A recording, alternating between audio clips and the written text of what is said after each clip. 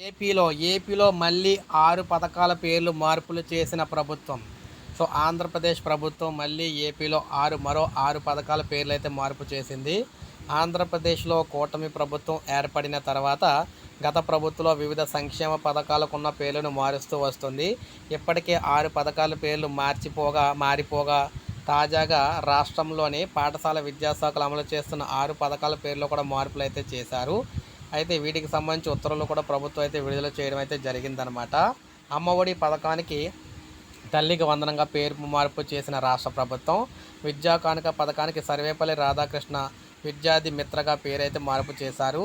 గోరుముద్ద పథకానికి డొక్కా సీతమ్మ మధ్యాహ్న బడి భోజనం పథకంగా పేరు మార్పు చేశారు.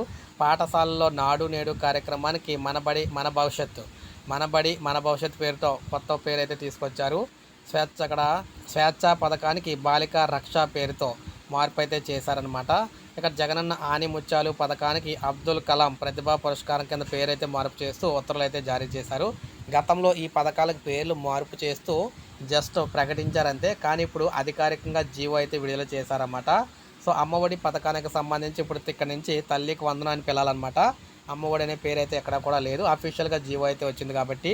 సో, విద్యా కానుక కూడా సర్వేపల్లి రాధాకృష్ణ విద్యార్థి మిత్రగా అయితే పేరు అయితే మార్చడం జరిగింది. సో, ఇది మనకి అమ్మఒడికి సంబంధించి కొత్త లేటెస్ట్ అప్డేటు.